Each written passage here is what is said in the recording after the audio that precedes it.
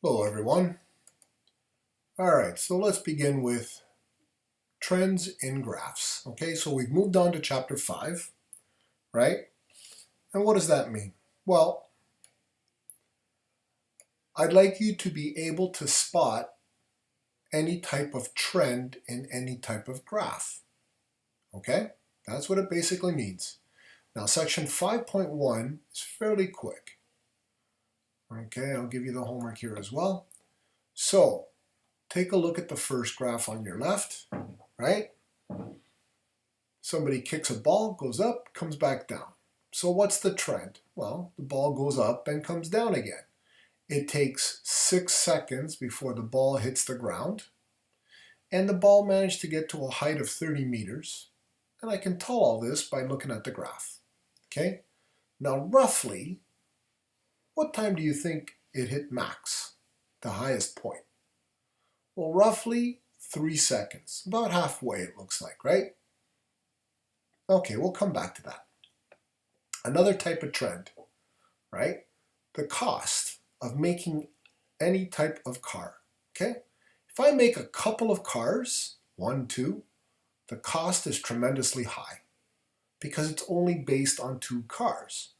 But once I get the production going, right, the more cars I make, the less it's going to cost me per car overall, right? All the parts are in order, we get the assembly line going, and it's a match, right? So from this type of graph, I can read the trend that if I make very little, I cost a lot. If I make a lot, it costs me less per car or per vehicle. All right, third one, okay? Price charged per unit. Well, here are the number of units made. Now the red line is cost per unit, right? So let's say number of employees, the material that goes into anything, it's only going to cost so much money every time I make one, okay? Now, what I can charge per unit, okay, is this black graph. Now take a look, okay? If I only make a few, I could probably charge a lot. There is a point though where if I make too many, no one's going to buy them at that high price. So at a certain point in time, I need to start charging less.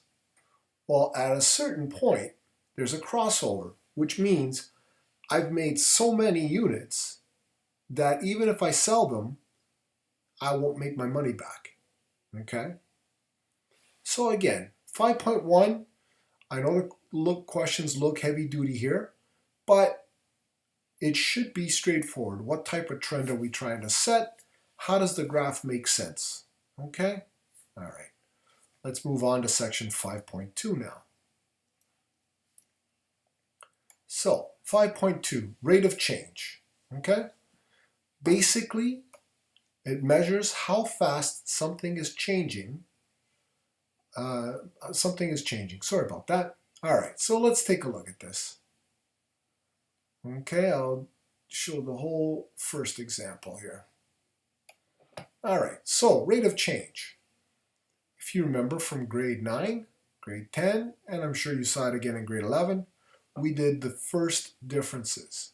If the first differences line up, then we know that this equation or this association will be linear because it is a standard rate of difference. It never changes. It's always 60 kilometers per hour. Once we do our first differences on the y side and our first differences on the x, we get delta y over delta x, or I could have used the formula, right? But effectively it's 60 kilometers per hour. That gives us our rate of change for the speed of this car, let's say. Okay? All right. So if the first difference is consistent, then the rate of change is consistent, 60, 60, 60. Therefore, it's a linear association. All right, last one. Okay, so now if you take a look here, when we start in on our first differences, you'll notice that the first differences keep changing. Okay?